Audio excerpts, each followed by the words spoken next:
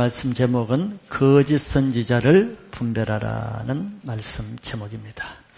우리 옛말에 10길 물속 깊이는 알아도 한 길 사람 속은 알 수 없다는 말이 있죠. 그만큼 알기 어려운 것이 사람의 마음이라는 뜻일 것입니다.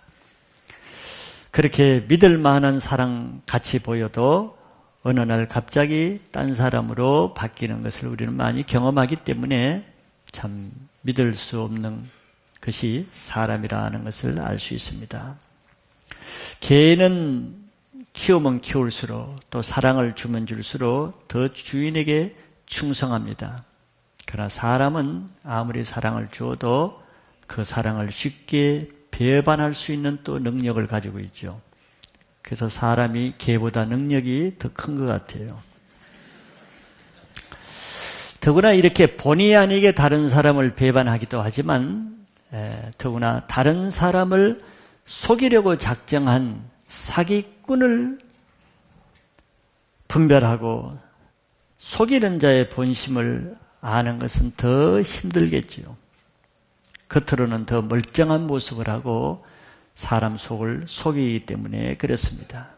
오늘은 바로 예수님이 이런 사람, 거짓된 사람, 특별히 거짓된 자 중에서 하나님의 이름으로 거짓을 행하는 이 거짓 선지자에 대해서 예수님이 경계를 하고 있습니다. 거짓과 속이는 것은 다 사단으로부터 나옵니다. 거짓 선지자는 참 선지자를 대항하기 위해서 사단이 계획적으로 보낸 사단의 일꾼입니다. 그렇기 때문에 그들은 하는 일이 하나님의 참 선지자를 비난하고 대적하면서 하나님의 성도들을 핍박하는 일을 합니다. 예수님은 이런 거짓 선지자를 조심하라고 하죠. 왜냐하면 우리가 세상에서 사기꾼도 조심해야 되지만 우리는 사기꾼에게 속으면은 그것도 좋지는 않지만 재산을 손해보는 것으로 끝납니다. 재산이야 있어도 살고 없어도 살지요. 그러나 거짓 선지자에게 속으면은 자기의 영원한 생명을 잃습니다. 차원이 다른 것이죠. 일반 사기꾼에게 속는 것하고 영적인 거짓 선지자에게 속는 것은 차원이 다르다는 것이에요. 이들을 분별하기 위해서는 우리는 거짓 선지자보다는 더 강한 영성을 가지지 않으면 안 됩니다. 우리가 사기꾼에게 속지 않기 위해서 보이스 피싱, 거짓 문자, 요즘 얼마나 이 사기꾼들이 많습니까? 그들에게 당하지 않으려면 그들의 수법보다는 더 한 수 높아야 속지 않는 것이죠. 마찬가지로 거짓 선지자들은 영적인 것으로 거짓을 하기 때문에 거짓 선지자의 거짓을 분별하기 위해서는 그들의 영보다는 더 강한 영성을 가져야 된다는 것이죠. 그래서 우리는 성령 안에서, 즉 악한 사단의 영보다 더 강한 성령 충만한 가운데서 오직 유일한 진리 대신 하나님의 말씀을 통해서 거짓 선지자를 분별하는 바른 영성을 가질 수 있기를 바랍니다.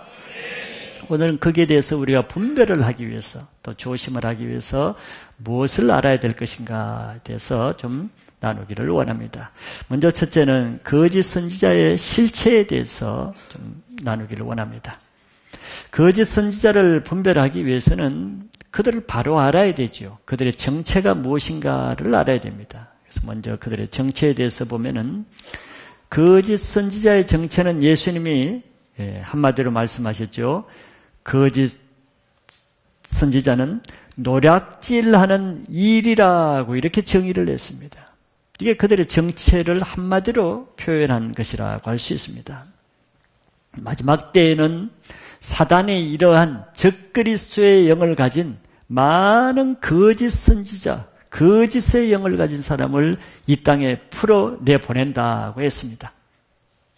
그런데 그들이 우리가 생각하는 상식처럼 불교에서 나오고 다른 종교에서 나오고 악한 세상 사람들로부터 나오는 것이 아니라는 것이죠. 이 거짓 선지자는 다 우리에게 가장 친숙하고 우리에게 가장 가까이 있는 우리가 속한 교회 안에서 나온다는 것입니다.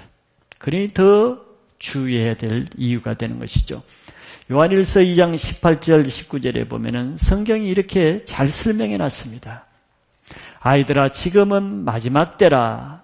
적그리스도가 오리라는 말을 너희가 들은 것과 같이 지금도 많은 적그리스도가 일어났으니 그러므로 우리가 마지막 때인 줄 아노라.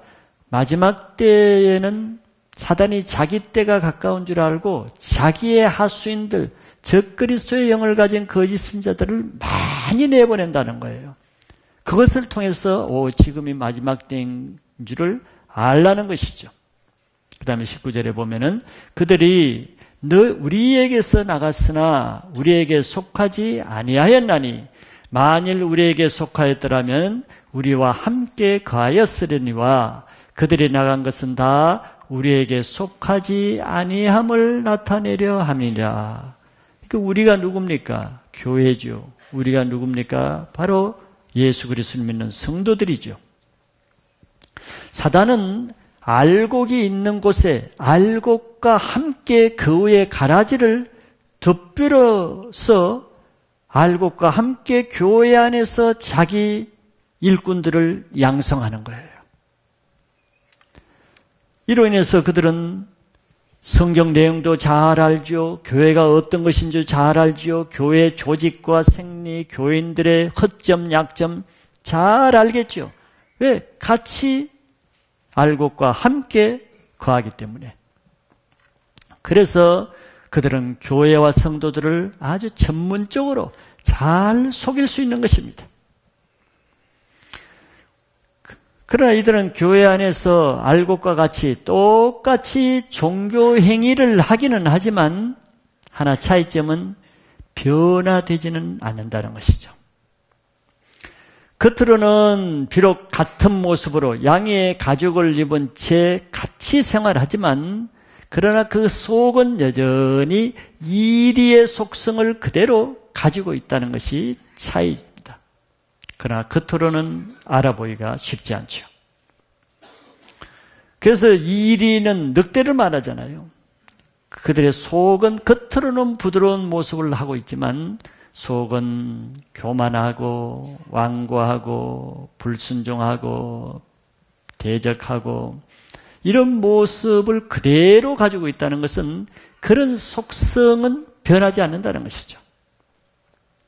그래서 그런 사람은 그런 모습을 있다가 자기 때가 되면은 우리 가운데서 나간다 그랬습니다. 교회를 떠나는 것이죠. 왜냐하면 그들은 처음부터 우리에게 속하지 않았기 때문에 속하지 않음을 나타내기 위해서 떠났다 그랬습니다. 그래서 우리는 교회 안에 있으면서도 변하지 않는 채 오랫동안 형식적인 종교 생활을 하고 있는 사람이 가장 무서운 사람이라고 말하는 거예요. 모두가 다 변하는데, 모두가 다 새롭게 되는데 자기 자신이 변화되지 않는 것은 그 안에 그 변화되는 말씀을 듣고도 변화되는 성령의 역사 가운데 있으면서도 자기 속이 변하지 않는 것은 그것을 거스릴 수 있는, 변화를 막아설 수 있는 자기 안에 강한 것이 있다는 증거겠죠. 그것이 바로 성령을 거스리는 완고한 영의 세력이죠. 그래서 이단의 이 교주들은 모두가 다 교회 출신입니다. 불교 스님 출신이 이단의 교주가 되는 것은 없습니다. 그들은 다 교회 권위에 적용하지 못한 채 때가 되어서 교회의 권위를 벗어난 사람들이 이단의 교주들의 100% 공통점입니다. 또한 그 사람뿐만 아니라 그런 사람을 따라서 그곳에 가는 사람들, 즉 이단에 빠진 사람들, 이단의 무리에 속하는 사람들도 거의 제가 통계는 안 내서 정확하게 말을 못하지만 그러나 99.9%는 다 기성교회 출신일 것입니다. 성경적으로 보면은 이들은 다 자기 교회 안에서 있을 때 교회에서 선포되는 말씀을 받지 못하고 교회 안에 있으면서도 그들의 귀는 교회 밖에 다른 말을 듣는다는 것이 특징입니다. 왜 교회에 선포되는 말씀을 못 듣겠어요? 다른 음성을 듣기 때문에 그렇죠. 예수님은 내 양은 내 음성을 듣고 타인의 음성은 듣지 않는다 그랬습니다. 그래서 이런 사람들이 가는 종착지는 결국은 거짓 선지자의 음성을 따라서 거짓 선지자가 가는 곳에 있게 되는 것이죠. 이와 같이 거짓 선지자는 마치 자기 집에 부모와 함께 가족과 함께 적응을 못해서 가출한 이런 자녀들을 전문으로 노력하는 이런 노략꾼과 같다고 볼 수 있는 것이 하나님의 교회에서 적응하지 못하고 교회에 견디지 못해서 교회를 떠나고자 하는 사람들만은 전문적으로 타겟으로 해서 그들을 다 거짓 선지자가 있는 곳으로 미혹해서 끌고 가는 것과 같은 것이죠. 이것이 바로 우리가 교회에 하나님이 붙어 있게 하는 동안, 교회를 다니고 있는 동안에 반드시 변화되지 않으면 안 되는 중요한 이유가 여기 있는 것입니다.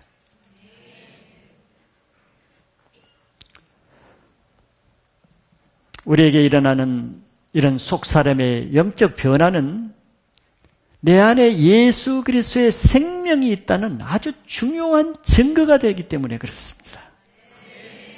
반면에 내가 교회를 오래 다녀도 예배를 오래 참여해도 내 안에 변화가 없다는 것은 내 안에 예수 그리스도의 생명이 없고 성령을 거스리는 다른 것이 있다는 또 증거이기 때문에 이것이 심각한 문제가 된다고 말할 수 있는 거죠.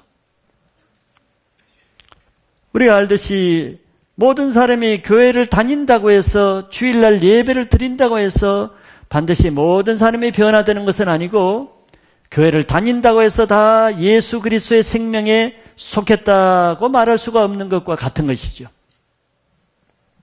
내 안에 나의 옛사람, 사단에게 속하고 죄의 세력에 속했던 나의 옛사람이 변화되는 능력이 있을 때 그 능력이 바로 내가 예수 그리스도의 생명에 속했다는 것을 나타낸다는 것이죠.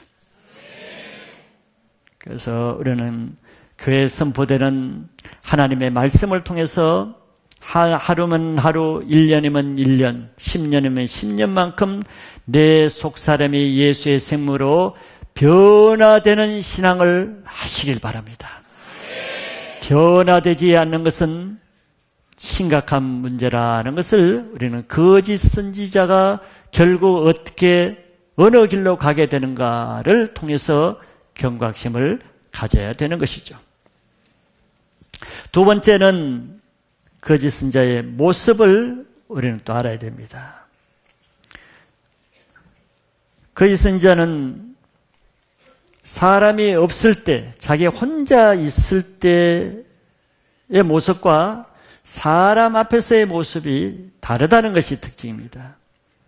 자기 혼자 있을 때는 양의 가죽을 벗어버리고 이리의 본연의 모습으로 행동하고 말하고 있으면서 사람 앞에 나올 때는 다른 모습으로 양의 옷을 입고 나온다는 것이죠. 그래서 사람이 있을 때와 사람이 없을 때, 사람이 볼 때와 사람이 보지 않을 때의 행동이 다른 모습이죠. 겉은 온순한 양처럼 행동하지만 속에는 여전히 무서운 악심을 품고 언제든지 사람을 노략질하고 해칠 기회를 찾고 있는 것입니다.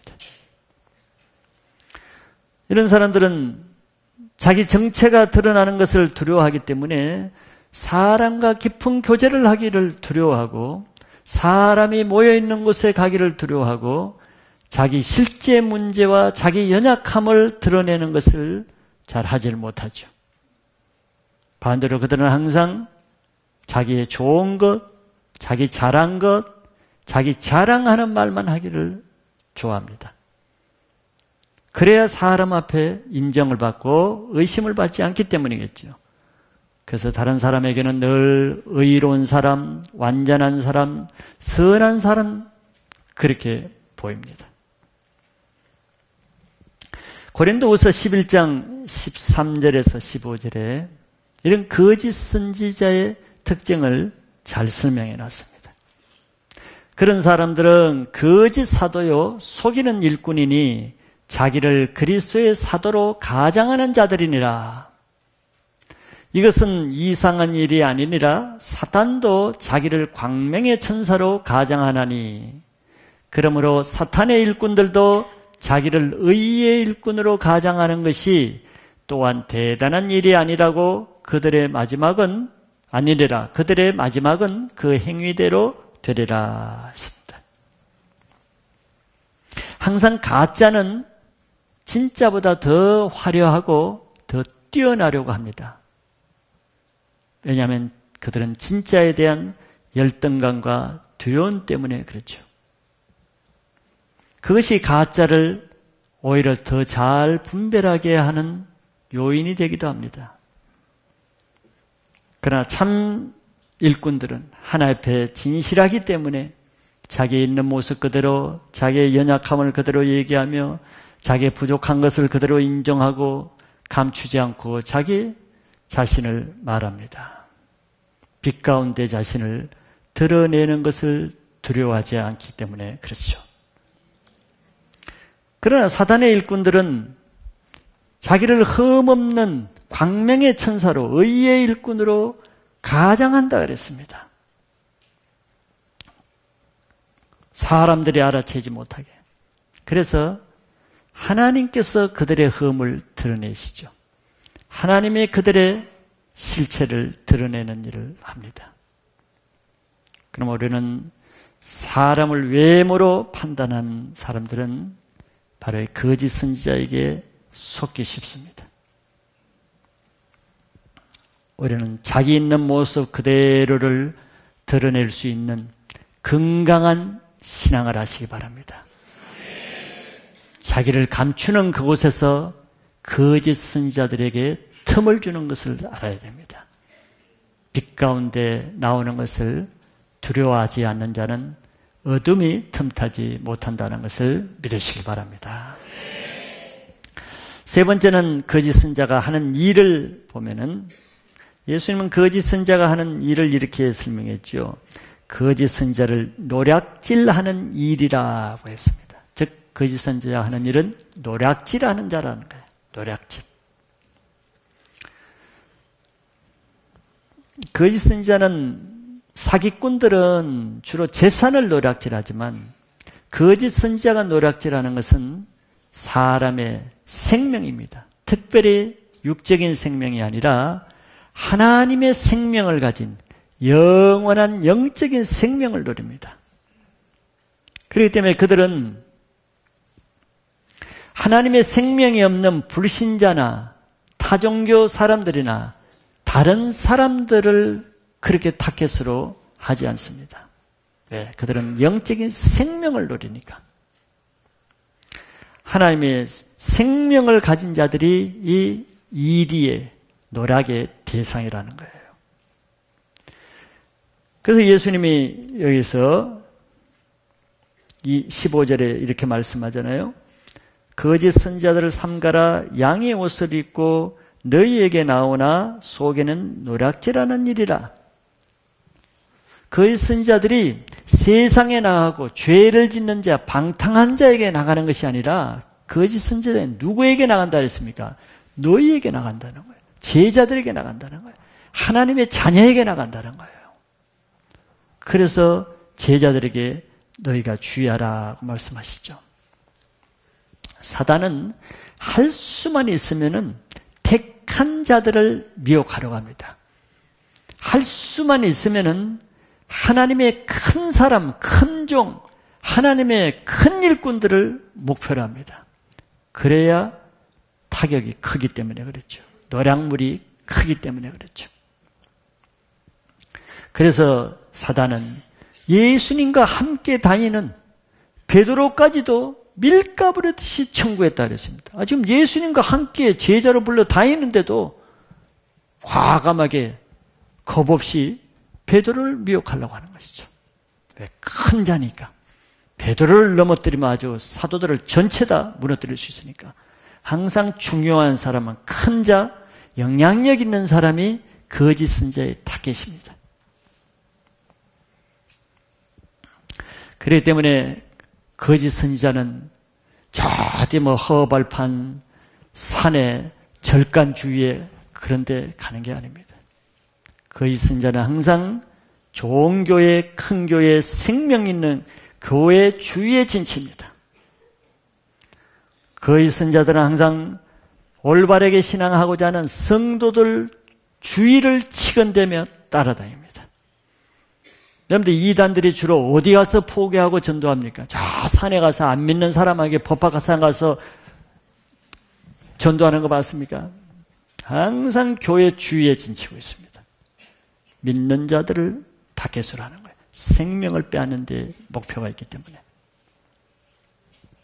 그런데 이 거짓 선지자들은 참 선지자보다도 더 선한 모습으로 백성에게 다가간다는 거예요. 참 선지자보다 더 사랑도 많고 위로도 많고 평안도 많고 더 인정이 많은 모습으로 더 좋은 메시지를 전하면서 백성들 편에 선 그야말로 백성들의 구원자처럼 행세한다는 것입니다. 그 한 예로 구약에 예레미야 선지자가 있죠. 예레미야 선지자는 눈물의 선지자라고 말합니다. 슬픔이 많은 선지자라는 것이죠. 왜냐하면 하나님이 예레미야 선지자에게는 정말 백성들에게 듣기 힘든 메시지만 전하게 했거든요. 왜냐하면 그 시대의 백성들이 악하고 우상 섬기고 죄를 많이 범했기 때문에 하나님이 그런 세대 백성들에게 좋은 메시지를 전할 게 없는 거예요. 근데 그 십자가를 누가 맸냐? 그 중에 하나가 예레미야가 그 십자가를 맨 거죠. 근데 그 중에 하나가 하나님이 예레미야에게 이렇게 예언의 말씀을 줬습니다. 너의 백성들의 이스라엘 백성들에게 너의 원수 나라 너희를 공격해서 성전 기물을 다 뺏어가고 너희를 압박한 너희 백성들에게 이렇게 얘기해라. 여호와께서 말씀하시되 너희 백성들아 바벨론에 항복하라. 그러면 너희가 살 것이다. 이 메시지를 전하라는 거예요. 이건 완전히 매국노가 하는 말이죠. 원수 나라에 항복하라는 것이죠. 그러나 예레미야는 하나님의 종이기 때문에 백성들에게 돌에 맞아 죽을 각오를 하고 말 그대로 전했습니다. 여호와께서 이스라엘 백성들 너희들아 바벨론에 항복하면 살고 항복하지 않으면 죽는다. 그래서 그 모델로 나무로 멍에를 메어가지고 자기 목에 걸고 다녔습니다. 바벨론의 멍에를 메라는 거예요. 바벨론의 포로로 식민지로 이렇게 살라는 거예요. 어느 이스라엘 백성들이 그 예레미야 선지자를 좋게 보겠어요?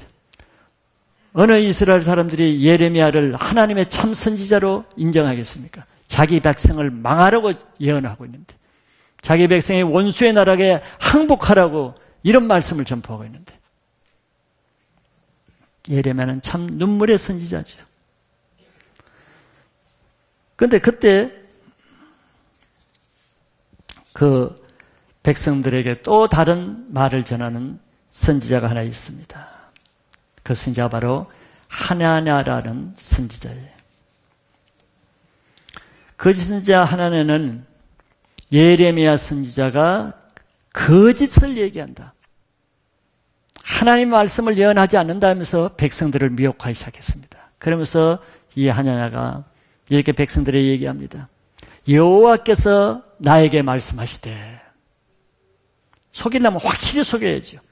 내 생각이 뭐 이렇게 하면 벌써 안 속아요.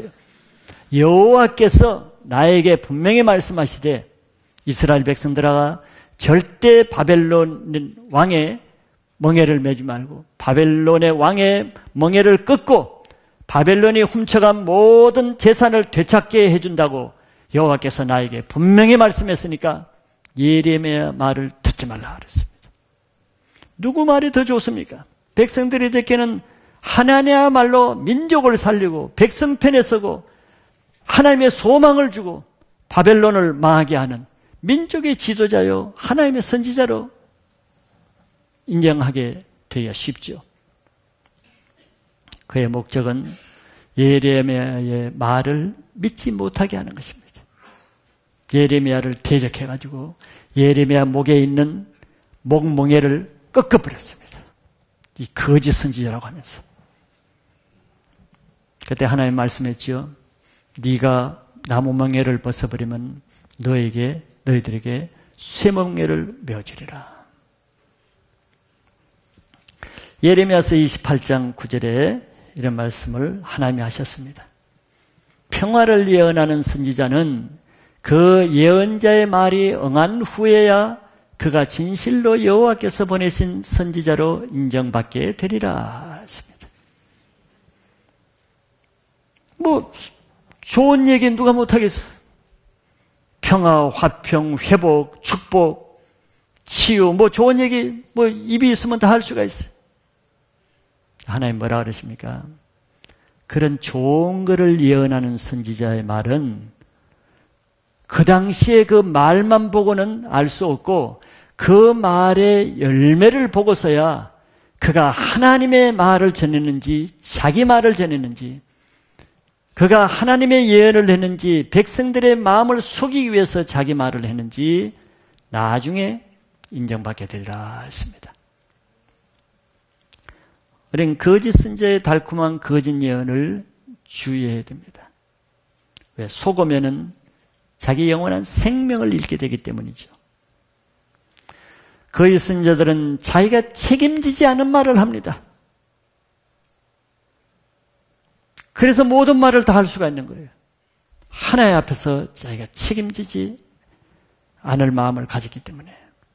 그래서 그들은 좁은 문으로 들어가라고 말하는 거짓 선지자의 말을 못 듣게 하고 계속 넓은 문을 제시하면서 넓은 길로 가라는 좋은 말을 전하는 것이죠. 평화와 사랑과 회복과 축복을 전합니다. 사람의 마음을 빼앗기 위해서죠. 그래서 넓은 문으로 들어가서 넓은 길로 가서 결국은 그 영혼이 사망으로 가게 하는 데 목적이 있습니다. 이리든 약탈하기 좋은 양을 표적으로 삼죠. 약탈하기 좋은 양은 무리에서 떨어져 나오는 양이고 목자를 따라가지 않고 옆길로 가는 양들입니다. 이리가 표적으로 삼기는 아주 좋은 양이죠. 이런 거짓 선지자들의 죄는 물론 크죠. 심판이 큽니다. 그러나 또한 그들의 말을 듣고 따라간 사람의 죄도 역시 크다는 걸 알아야 됩니다. 자기 목자의 음성을 듣지 않고 다른 음성을 들은 죄가 있기 때문이죠. 우리는 예수님 말씀처럼 예수님께 속한 자는 예수님의 음성이 들리게 되어 있습니다. 그리고 타인의 음성은 들리지 않게 되어 있어요. 반대로 타인에게 속한 사람은 예수님의 음성은 들리지 않습니다. 그리고 다른 음성이 들리는 거죠. 그래서 아무리 말씀이 선포돼도 그 말은 잘 들리지 않습니다. 교회 밖에 인터넷이나 다른 음성이 더 잘 들리죠.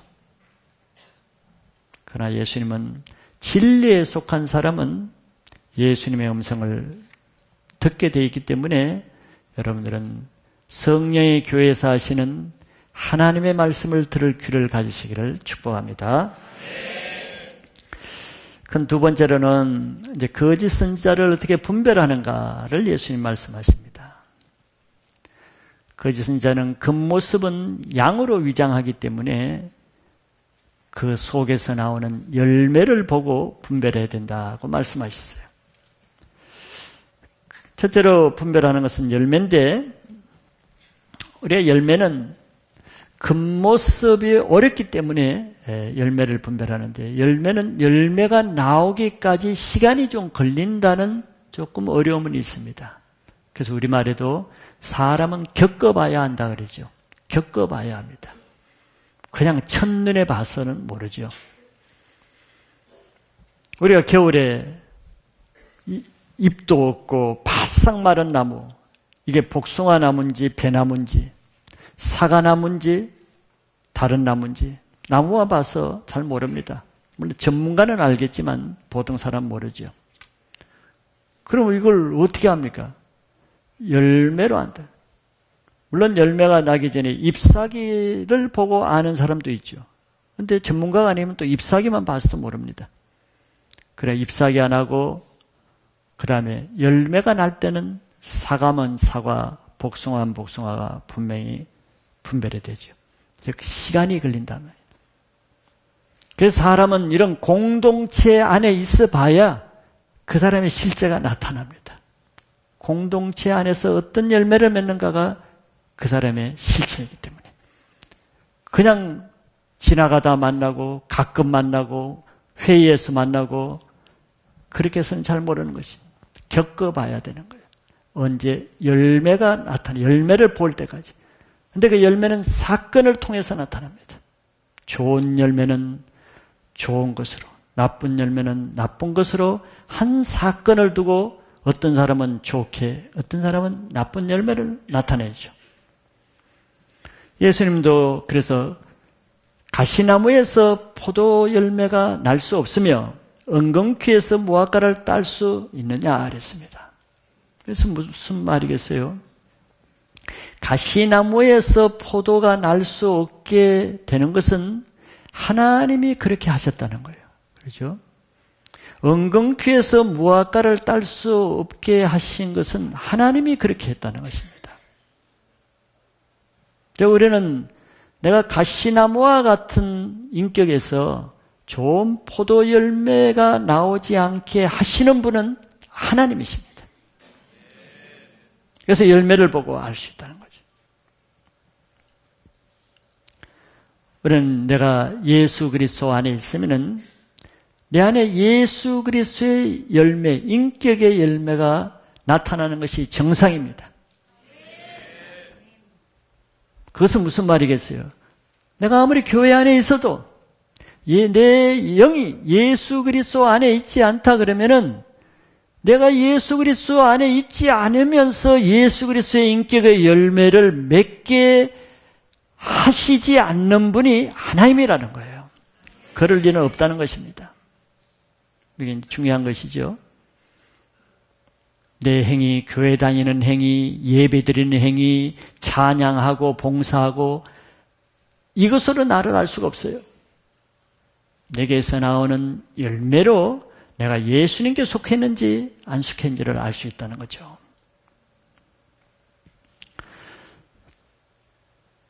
또 우리가 밖으로 나타나는 것은 예수님의 말씀의 열매를 통해서 알 수 있습니다. 예수님께 속한 인격을 가진 사람은 예수님의 말씀을 행할 수 있는 능력이 있기 때문에 말씀의 열매를 맺습니다. 특별히 예수님이 베드로에게 3번 네가 나를 사랑하느냐 물으시고 내 양을 먹이라고 했죠. 자, 예수님 내가 안에 있다는 인격의 열매와 더불어 내가 겉으로 나타나는 삶의 열매 중에는 내 안에 정말 예수님의 말씀, 내 양을 먹이라는 영혼을 먹이는 열매를 통해서 알 수가 있다는 거죠. 영혼을 전도하고 양육하는 것은 세상의 어떤 지식이나 세상의 어떤 실력으로 되는 것이 아닌 것을 우리는 압니다. 이거는 예수 그리스도의 인격이 없으면 할 수가 없어요. 영혼을 전도하기 위해서는 예수 그리스도의 능력을 필요로 하는 거죠. 그것은 바로 죄인을 용서할 수 있는 능력, 죄인의 허물을 끝까지 숨길 수 있는 겸손의 능력, 이런 예수 그리스도의 인격이 있어야 한 영혼을 섬길 수가 있습니다.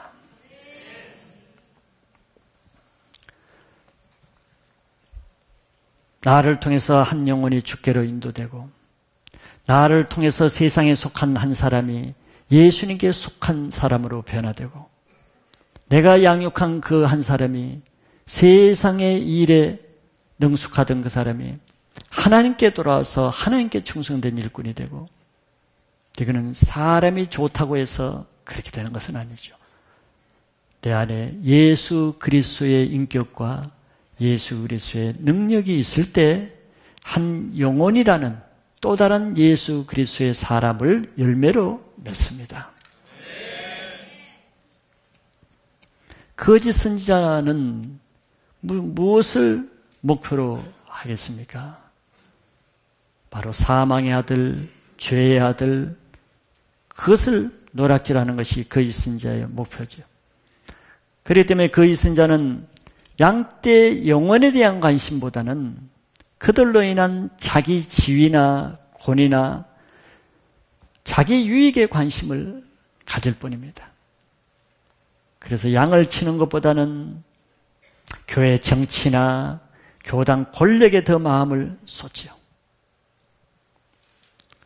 그런 자들에게는 영혼의 어떤 열매나 죄사함의 은혜나 영혼의 구원의 은혜나 그런 양육의 열매가 있을 수가 없습니다. 그 사람에게 사람을 붙여주면은 그 사람을 만나는 사람마다 그 사람과 가까이 하는 사람마다 그 사람과 교제하는 사람마다 그 사람에게 속한 모임마다 그 사람을 통해서 사람이 미혹당하고 시험에 들고 하나님을 떠나고 교회를 떠나는 열매들을 냅니다. 그 사람과 교제하고 나면 미혹이 되고 시험이 들고 하나님을 불신하게 되고 그 사람이 돈 넣은 사람마다 하나님께 거리를 두고 하나님을 원수시하고 욕하고 떠나고 교회를 의심하게 되고 하나님을 의심하게 되고 하나님의 말씀을 믿지 못하게 되는 이런 열매들이 실제로 많이 나타나죠. 이단에 속한 자들 똑같은 성경을 보지만 보는 눈이 다르고 똑같은 교회를 보지만 교회를 보는 눈이 다르고 열매가 그런 것입니다. 악한 열매를 맺죠. 사단에 속한 사람의 인격은 사단의 인격의 열매를 맺기 때문에 교만하고 용서하지 못하고 비판하고 판단하며 사랑하지 못하고 거역하는 이런 인격을 통해서 나타나는 것은 그것뿐입니다. 그래서 그 열매도 분노와 대적하고 혈기하고 정죄하는 또 음란하고 거짓되고 이런 죄의 열매로 인해서 영혼을 죽이는 것이죠. 죄의 삿은 사망입니다. 그래서 이단에 속한 사람들은 그 인격의 열매를 통해서 그 사람의 실제 삶이 정직하거나 깨끗하거나 거룩하거나 도덕적으로 바르지 않습니다. 숨겨서 그렇지 그들 마지막 날에는 그런 것이 다 드러나죠. 그러나 우리는 예수 그리스도 안에 있다는 증거로 예수 그리스도의 인격을 증거 삼아야 됩니다. 내가 교회 예배 참석한다는 건 물론 중요하지만 그것으로 내가 예수 그리스도 안에 있다는 증거가 못돼. 바리새인들은 평생 안식일 날 예배에 안 빠졌습니다. 평생 11조 드리고 봉사하는 거 게을리하지 않았습니다. 그러나 양의 가죽을 쓰고도 얼마든지 할 수 있는 것이죠. 그러나 인격은 속일 수 없고 인격에서 나오는 열매는 속일 수가 없는 거예요. 포도나무에서 절대 가시나무에서 포도를 얻을 수는 없는 것과 같습니다. 그래서 우리는 인격을 상대로 신앙을 해야 됩니다. 그것이 바로 하나님의 예수 그리스도의 형상을 담는 데까지 자라나라고 하신 말씀이죠. 예수 그리스도의 인격으로 변하는 열매가 나중에 하나님께 받으시는 아름다운 열매인 것을 믿으셔야 돼요. 두 번째 분별은 그들의 결국을 통해서 분별할 수 있습니다. 모든 거짓 선지자가 옳았느냐 그렇느냐, 그들의 행위가 옳으냐 거짓된 것이냐, 그들의 정체가 진짜냐 가짜냐 하는 것은 최후의 심판에서 결정됩니다. 하나님에 의해서 결정되는 것이죠. 사람은 자기 행위로 자기 영원한 운명이 결정됩니다. 근데 예수님은 아름다운 열매를 맺지 아니하는 나무마다 찍혀 불에 던져지느니라 그랬습니다. 지킨다 그랬어요. 교회에서 가장 불쌍한 사람이 누굽니까? 직장도 없이 돈도 없이 배운 것도 없는 사람이 사람 보기에는 불쌍해 보이죠. 그러나 그것은 마지막 때 하나님 앞에 심판의 항목은 전혀 아닙니다. 그가 가난했느냐 부자였느냐 하나님 앞에 심판거리가 아닙니다. 그거는. 그러나 교회에서 가장 불쌍한 사람은 평생 교회를 다니면서도 아무 아름다운 열매가 없이 다니는 사람이죠. 아름다운 열매가 없다는 말은 다른 말로 나쁜 열매를 맺고 다닌다는 것이죠. 교회를 오래 다니나 겨우 자기 몸 하나 왔다 갔다 하면서 한 영혼도 전도하지 못하고 자기에게 붙여진 셀에 있는 한 연약한 한 영혼도 섬기고 사랑으로 도울 능력이 없는, 그래서 주님을 위해서 아무것도 할 수 없는 교회를 다니나 예수 그리스도 속에 속하지 않는 이런 분들이야말로 하나님의 가장 불쌍히 여기시고 또 슬퍼하시는 사람이라 할 수 있습니다. 또 실제로 다른 데 다니는 것도 아닌데 하나님이 살아계시고 성령이 역사하시고 예수 그리스도가 일하셔서 강도도 변화되고 도둑도 변화되고 죄인도 변화되는 이런 하나님의 교회 안에서 변화되지 않는 사람이야말로 가장 불쌍하기 전에 또 가장 무서운 사람이죠. 강도가 무서운 것이 아닙니다. 강도도 하나님의 말씀으로 변화됩니다. 그러나 겉보기에는 강도보다 더 온순한 양처럼 보이지만 강도도 변하는 그 말씀을 듣고도 변하지 않을 정도로 있는 사람이 가장 무서운 사람이죠. 그 속에 변화를 거부하는 강한 세력이 있다는 것을 나타내는 것입니다. 그런 사람은 마지막 때 모아서 찍혀서 불에 던져진다는 거예요. 이걸 남의 말로 들을 일은 아니죠. 하나의 교리로 알 일이 아닙니다. 이거는 실제고 자기 운명과 관계되는 일입니다. 왜 마지막 때 찍혀서 불에 던져집니까? 많은 기회를 줬잖아요.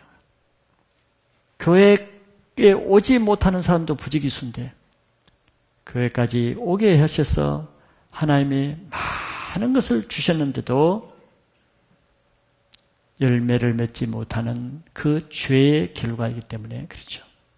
하나님은 많이 준 자에게는 나중에 그에 비례해서 많은 계산을 하십니다. 올해는 이런 말씀을 통해서 나에게 어떤 열매가 맺어지고 있는가를 한번 점검할 수 있는 기회가 되시기 바랍니다. 거짓 선지자가 나와 상관없는 멀리 있는 자가 아니고 여기 성경에 말하는 아름다운 열매를 맺지 못해서 지켜지는 사람이 딴 사람 얘기하는 것이 아닐 수 있기 때문에 그렇습니다. 그래서 이제는 열매 없는 삶을 정리하시고 어둠에서 벗어나와서 빛 가운데로 새롭게 남은 인생이라도 새롭게 출발하는 새 인생을 시작하시기를 바랍니다. 에베소 5장 9절에서 11절에 이 성경이 이렇게 말씀하고 있어요. 빛의 열매는 모든 착함과 의로움과 진실함에 있느니라. 주를 기쁘시게 할 것이 무엇인가 시험하여 보라. 너희는 열매 없는 어둠의 일에 참여하지 말고 도리어 책망하라 했습니다. 지금부터라도 하나님이 기뻐하실 것이 무엇인가 한번 시험해 보시면서 새로운 인생을 도전하시기 바랍니다. 더 늦기 전에 남은 인생 하나님께로 돌아오는 은혜의 기회가 있을 때 은혜를 은혜로 받으셔야 됩니다. 그래서 더 이상 거짓 선지자, 다른 말, 다른 이론에 속지 말고 어둠에서 나와 빛으로 나가서 하나님의 장막에까지 거하는, 하나님 안에 거하는 하나님의 백성으로 축복의 인생을 사시길 축복합니다.